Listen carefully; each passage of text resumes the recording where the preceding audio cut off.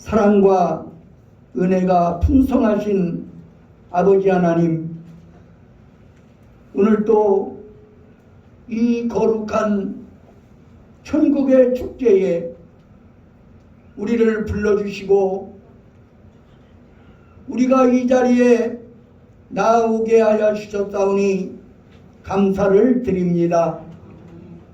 이제까지 우리가 살아온 것도 하나님의 은혜요, 하나님의 축복이었음을 고백합니다.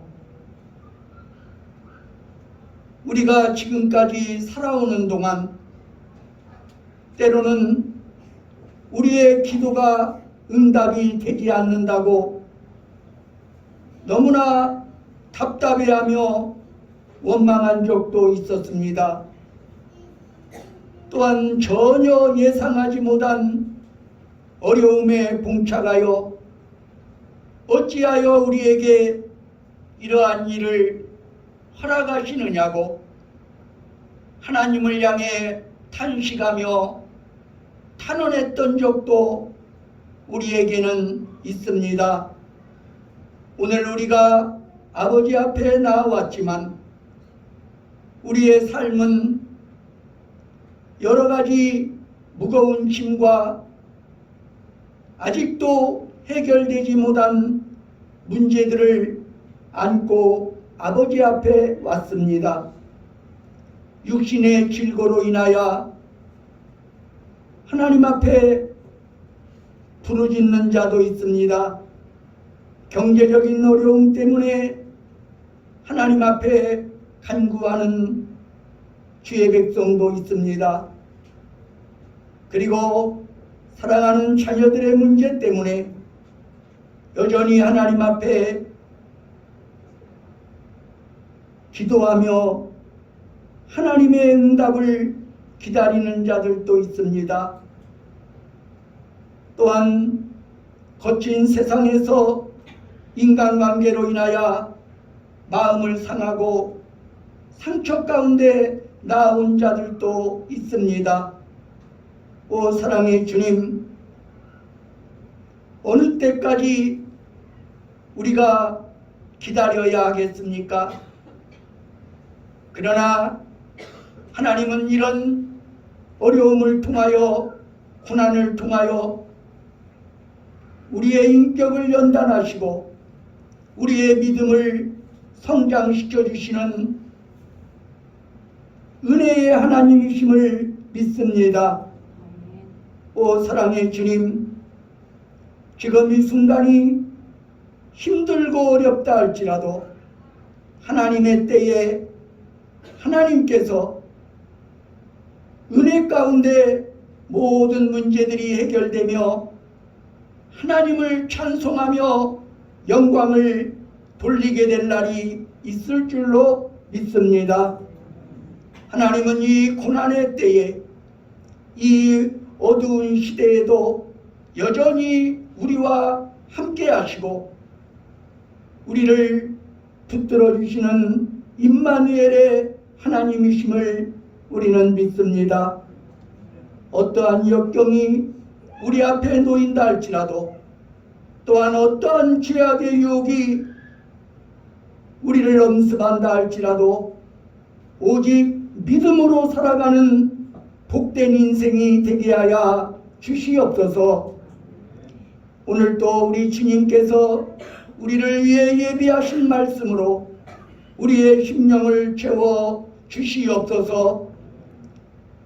그 말씀 붙들고 살아갈 때에 육신의 정욕을 이기고 죄악을 이기고 악한 마귀 시험도 이기게 하여 주시옵소서. 이 모든 말씀을 우리 구주 예수 그리스도의 이름으로 간절히 기도하옵나이다. 아멘.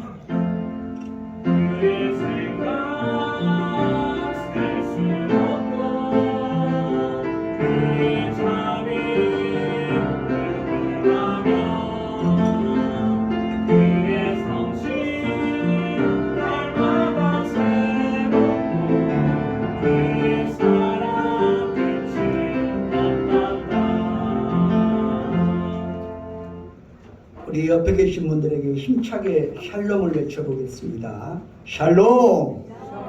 주님의 평화가 넘치시기를 간절히 바랍니다. 할렐루야. 오늘은 성령 강림 후 셋째 주일입니다. 어린이 전도협회가 주관하는 여름 성령학교 강습회가 내일부터 모레까지 군산 남군산 교회당에서 개최됩니다. 이 시간에는 강윤복 집사님 나와서 하나님의 말씀을 봉독하여 드리겠습니다.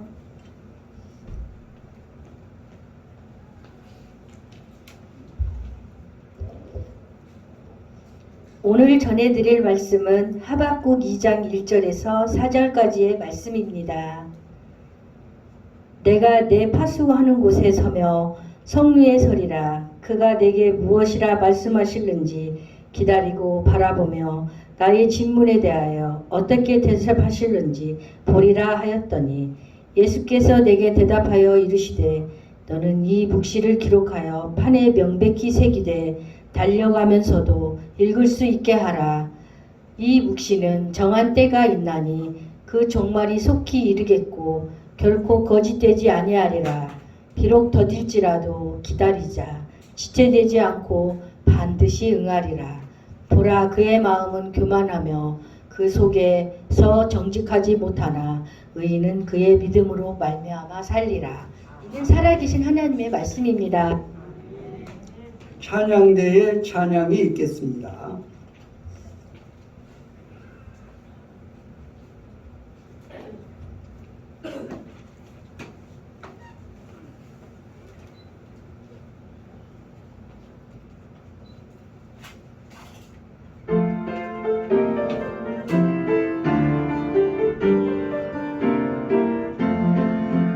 거친 세상에서 실패하거든 그 손목 잡고만 져라. 오늘 일 하다가 힘을 얻으리. 주님 손 그 목 잡고만 져라. 내가 어둠 속을 걸어갈 때에 그 손목 잡고만 져라. 주가 참 평안을 내게 주시리. 주님의 그 손목 잡고만 져라. 주님의 그 손목 잡고만 져라. 주님의 손 만져보라. 주가 널 지키며 인도하시리. 그 손목 잡고만 져라.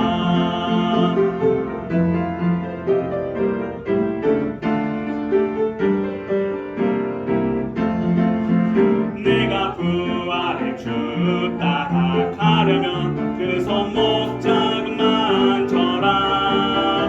내가 주 안에서 귀히 살리라. 주님 손 그 목 잡고만 져라. 주님의 그 손목 잡고만 져라. 주님의 손 만져보라. 주가 널 지키며 인도하시리. 그 손목 잡고만 져라. 죄악의 짐 무거울 때에 그 손목 잡고만 져라.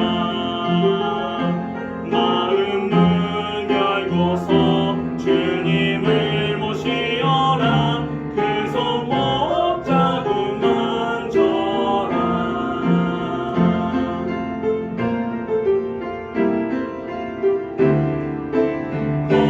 거친 세상에서 실패하거든 그 손목 잡고만 져라. 고된 일 하다가 힘을 얻으리. 주님 손 그 목 잡고만 져라. 주님의 그 손목 잡고만 져라. 주님의 손 만져보라. 주가 널 지키며 인도하시리. 그 손목 잡고만 져라. 그 손목 잡고만 져라.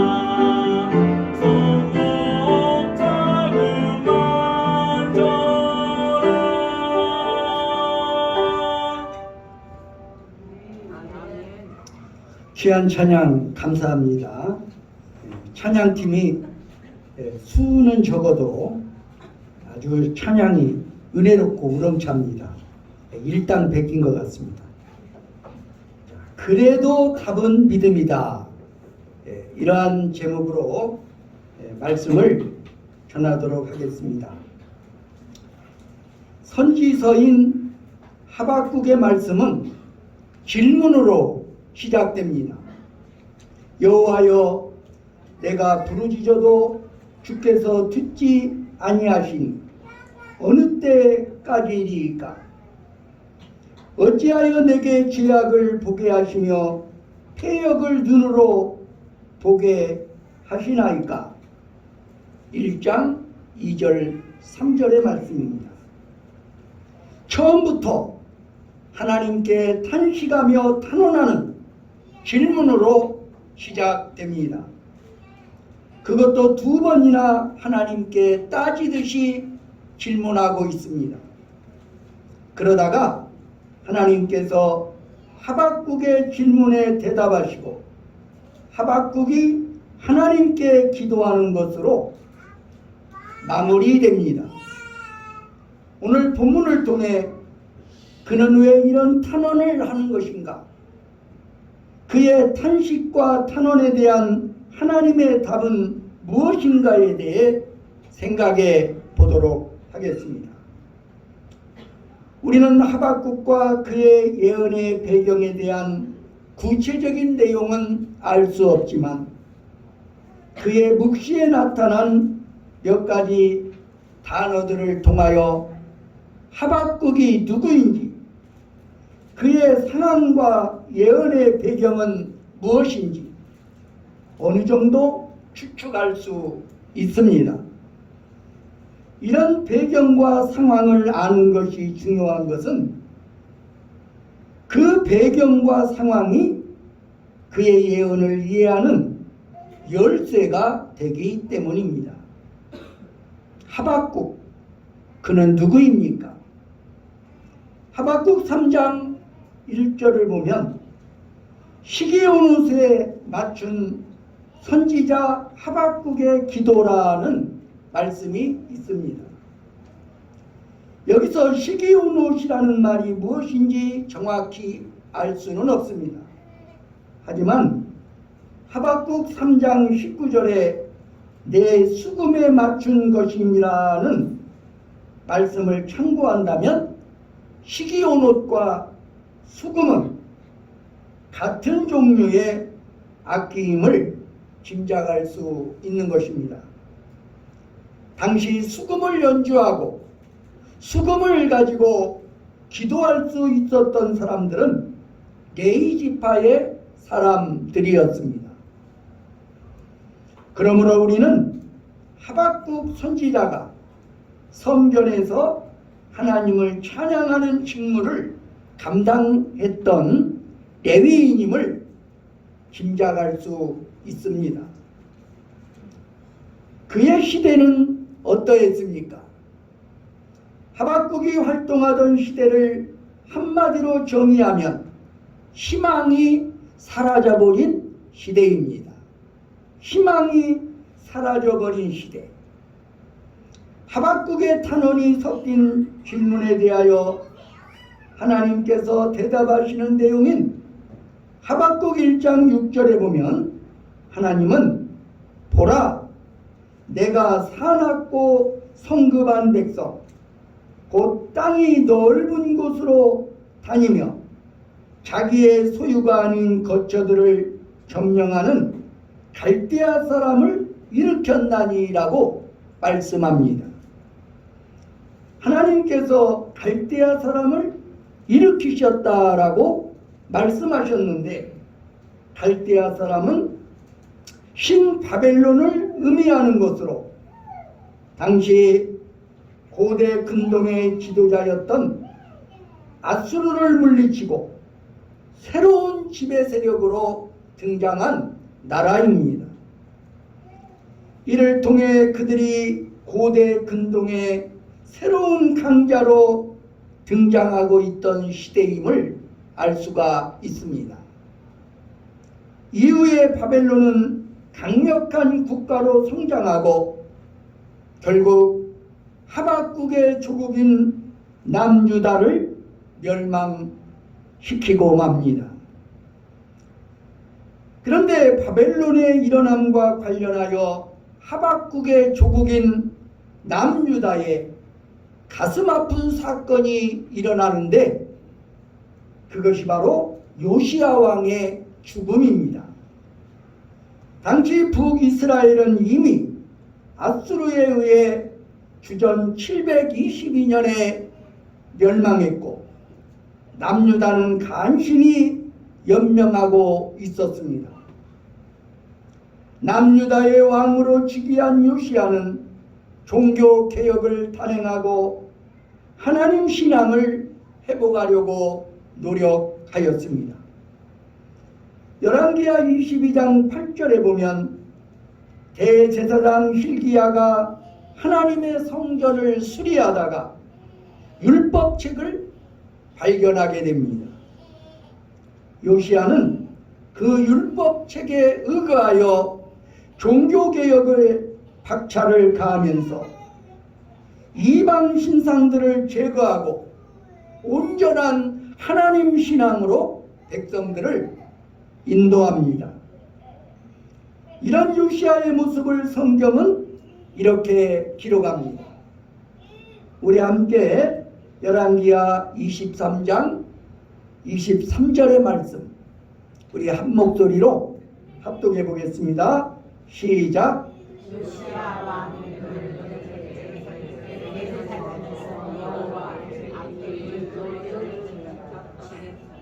요시야 왕 18째 되던 해에 여호와 앞에서 유월절을 지켰더라.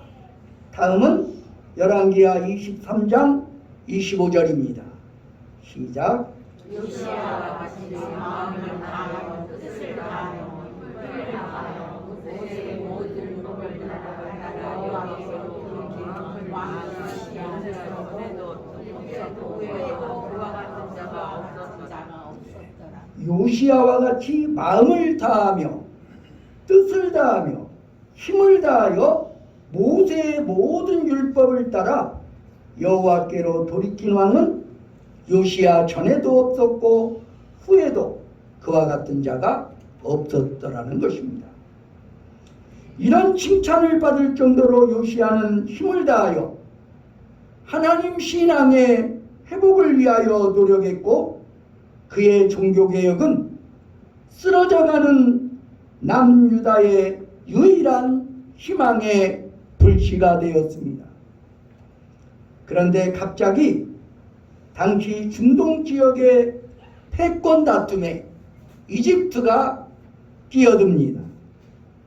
이집트는 바벨론이 강해지는 것을 견제하기 위하여 적대 국가였던 아수르의 남은 군대를 도와서 바벨론과 전쟁을 치르기 위해 주전 609년경에 바벨론 원정길에 오르는 것입니다.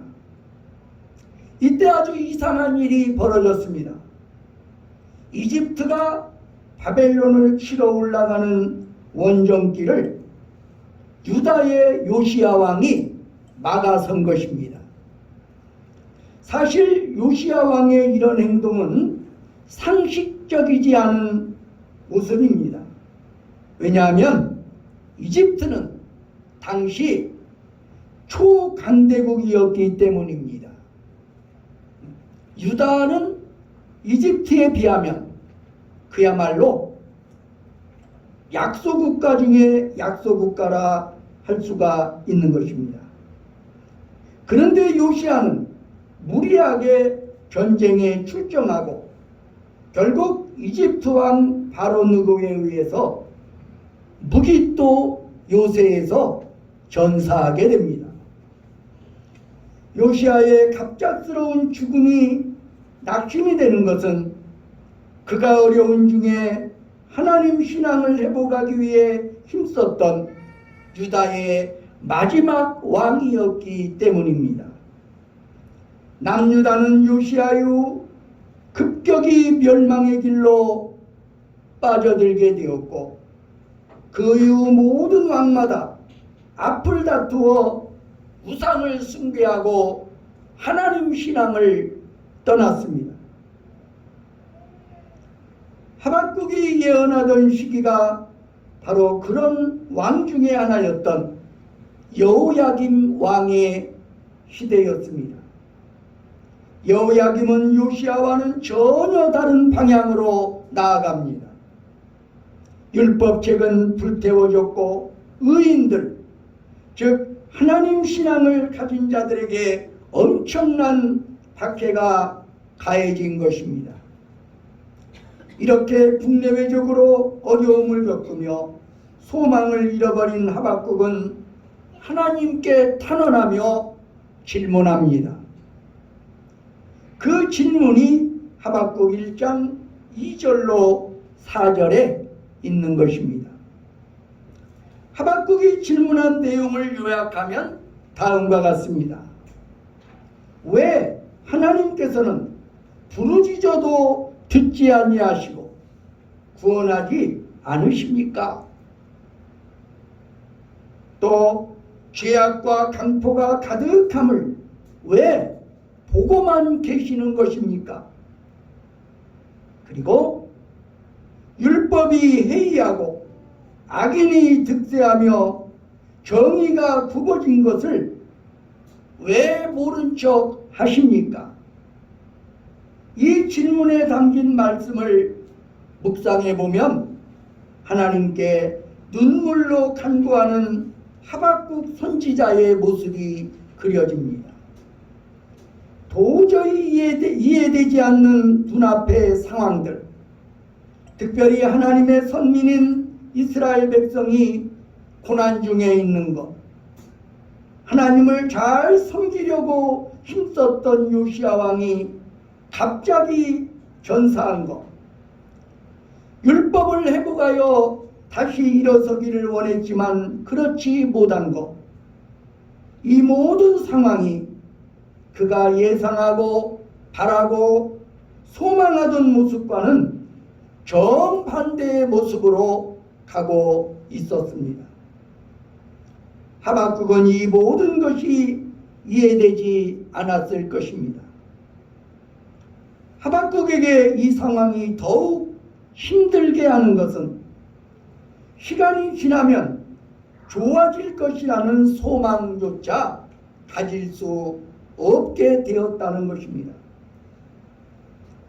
시간이 지나면 좋아지겠지 하는 소망조차 가질 수 없는 너무나 열악한 상황이었기 때문입니다.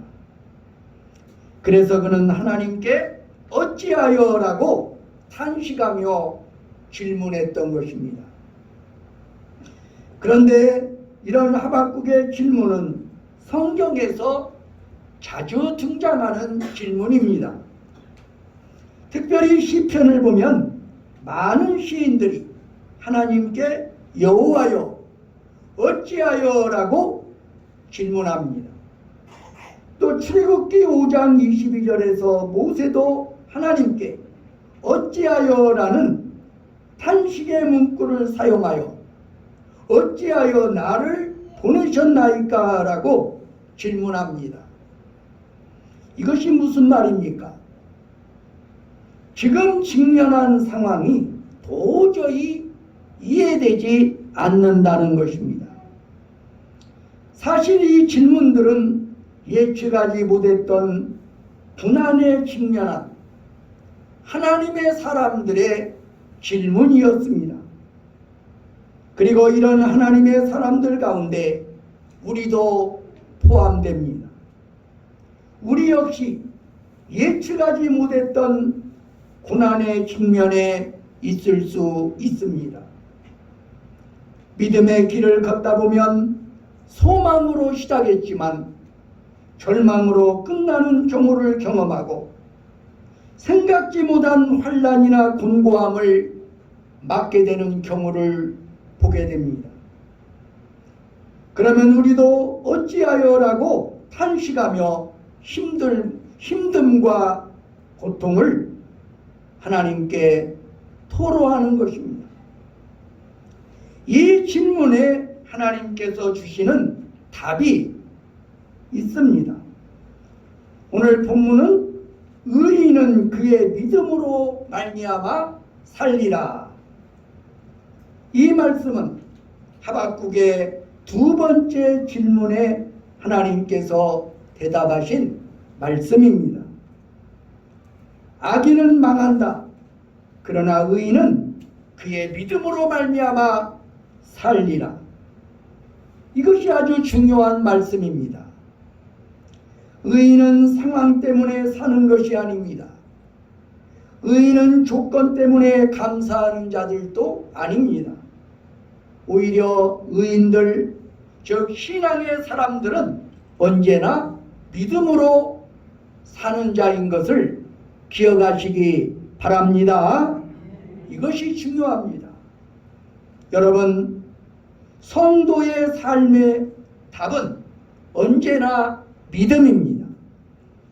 그러므로 하나님은 하박국 2장 4절에서 말씀하신 것입니다. 어려울수록 더욱 믿음으로 사는 자들이 되라는 당부의 말씀입니다. 특별히 우리가 기억해야 할 것은 하나님은 믿음으로 사는 자를 반드시 은혜로 인도하신다는 것입니다. 믿음으로 사는 자를 반드시 하나님께서 은혜로 인도하심을 기억하시기 바랍니다. 창세기의 요셉을 보십시오. 그는 형제들에 의해 이집트 노예로 팔려갔습니다. 그때 그는 17살이었습니다. 어린 나이에 종의 신분으로 한순간 상황이 바뀌어 버렸습니다. 주인 보디발의 아내가 그를 유혹합니다. 이 유혹은 단순한 문제가 아닙니다. 왜냐하면 보디발의 아내에게는 막강한 힘이 있었기 때문입니다. 그러나 요셉은 그녀의 유혹을 단호히 물리칩니다. 그때 요셉이 한 말이 창세기 39장 8절로 9절의 말씀입니다. 우리 함께 창세기 39장 8절로 9절의 말씀 합독해 보시겠습니다. 시작. 요셉이 거절하며 자기 주인의 아내에게 이르되 내 주인이 주라는 모든 소리를 상처하지 아니하며 다 이 집에는 나보다 큰 이가 없으며 주인이 아무것도 내게 금하지 아니하였어도 금한 것은 당신뿐이니 당신은 그의 아내임이라. 그런즉 내가 어찌 이 큰 악을 행하여 하나님께 죄를 지으리이까. 이 주인의 아내의 유혹에 넘어가서 범죄하는 것을 주인 보디발에게 짓는 범죄가 아니라 하나님께 범죄하는 것이라고 그는 고백하는 것입니다. 하나님 앞에서 의롭게 살고 말씀대로 살고 믿음으로 사는 것, 이것이 바로 믿음의 삶인 것을 기억하시기 바랍니다. 그렇게 요셉은 하나님 앞에서 죄를 짓지 않았습니다. 한마디로 믿음으로 나아간 것입니다. 그리고 결국 그는 최후의 승리를 맛보게 됩니다.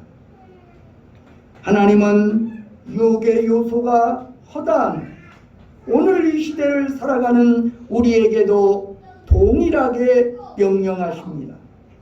의인은 그의 믿음으로 사는 것이다. 그러므로 우리도 언제나 믿음으로 사시기 바랍니다. 우리의 신앙과 감사는 우리의 조건에 있는 것이 아닙니다.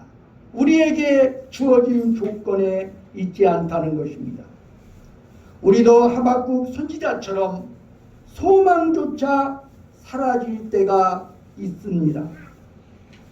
눈물의 골짜기를 지날 때가 있고 하박국처럼 탄식하며 탄원할 때도 있을 수 있습니다.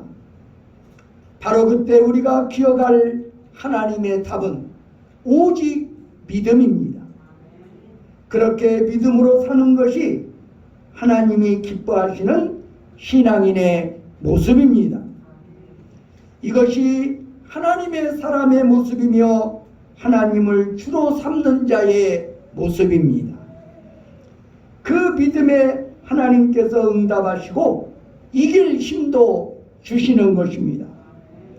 그러므로 우리는 언제나 주를 믿음으로 복음에 합당한 성도가 되기 위해 힘쓰고 기도에 힘쓰시기를 간절히 바랍니다.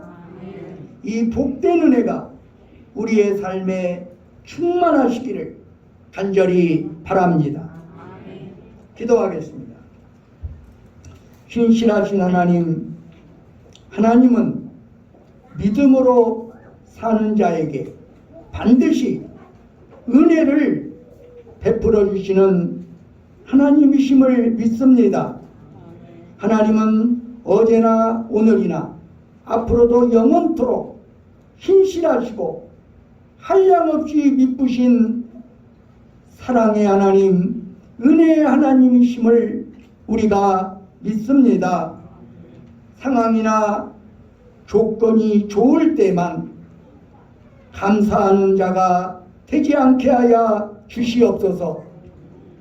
항상 감사할 수 있는 복된 믿음을 우리에게 허락하여 주시옵소서. 언제나 믿음으로 살아갈 수 있도록 보혜사 성령께서 우리를 붙들어 주시옵소서. 우리가 언제나 믿음으로 살아갈 때에 하나님께서 은혜를 베풀어 주시고 모든 일이 합력하여 선을 이루어 주실 줄로 믿습니다. 예수 그리스도의 이름으로 기도드립니다. 아멘.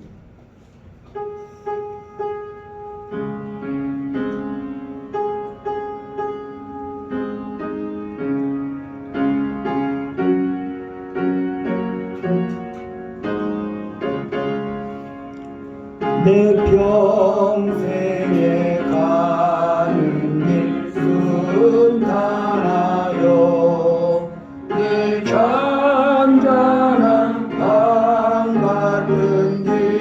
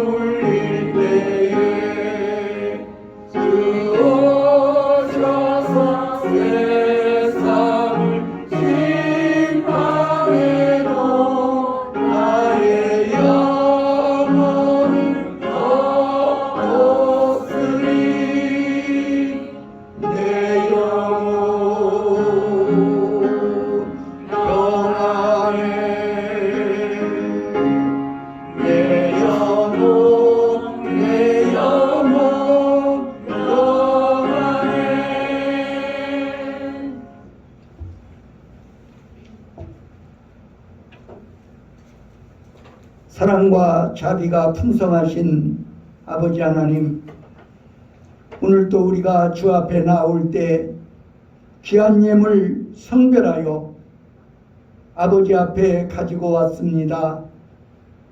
주님, 우리의 예물을 받아 주시옵소서.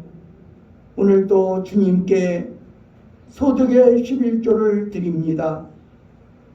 어려운 여건 속에서도 하나님과의 약속을 신실히 지키며 귀한 예물로 하나님께 영광 돌리는 복된 손길들을 기억하여 주시옵소서. 저들의 선한 행실을 영원한 기념록에 기록하여 주시옵소서. 하늘의 신령한 복과 땅의 기름진 복으로 채워 주시옵소서. 사랑의 하나님, 오늘도 하나님의 은혜를 기억하며 하나님 앞에 감사하며 감사헌금을 드립니다. 건축헌금을 드립니다. 주일헌금을 드립니다. 주님, 우리의 예물을 받아 주시옵소서. 우리가 어떠한 상황 속에서도 하나님께 감사드리며 하나님을 신뢰하며 살아가게 하여 주시옵소서. 우리의 삶 속에 임마누엘로 동행하시는 여호와 하나님의 사랑을 날마다 체험하며 살게 하여 주시옵소서. 우리의 감사가 더 깊어지게 하시고 우리의 찬양이 더 뜨거워지도록 인도하여 주시옵소서. 이 예물뿐만 아니라 우리의 젊음도, 우리의 시간도, 그리고 우리의 재능도 주님의 나라 위하여, 우리 주님을 위하여, 그리고 주의 몸된 교회를 위하여 드리게 하여 주시옵소서. 예수 그리스도의 이름으로 감사드리며 기도하옵나이다. 아멘. 나의 생명을 그에게 주 영광이 하여 사용하옵소서. 내가 사는 날 동안에 주를 찬양하며 기쁨의 재물 나를 받아주소서. 우리 다 함께 자리에서 일어나셔서 파송의 노래를 부르시겠습니다.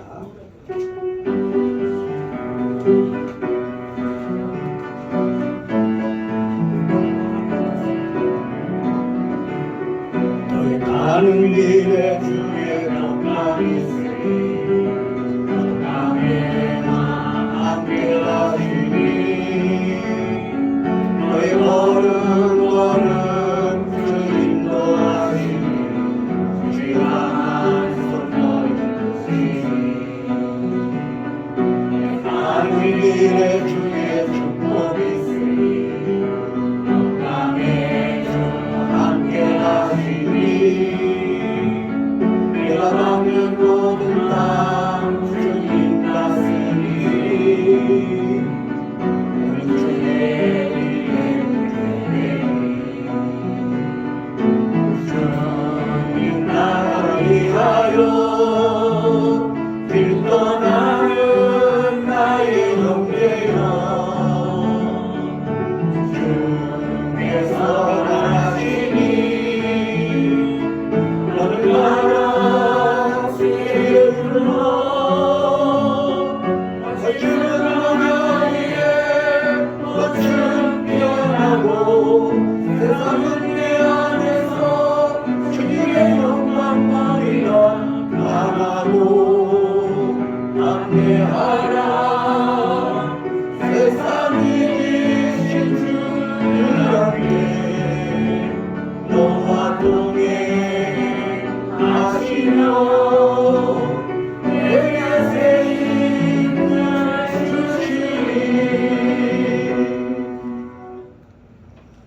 하나님께서는 믿음으로 사는 자를 은혜로 인도해 주십니다. 상황이나 조건이 좋을 때만 감사하는 자가 되지 마십시오. 언제나 믿음으로 살아가십시오. 하나님께서는 언제나 믿음으로 살아가는 자들을 은혜로 인도해 주실 것입니다. 예수 그리스도의 은혜와 하나님 아버지의 사랑과 성령의 교통하심이 여기 모인 회중위회와 온 교회 위에 이제와 영원히 함께 하시기를 간절히 축원하나이다. 아멘. 하나님 부르신 사랑을 빛난다.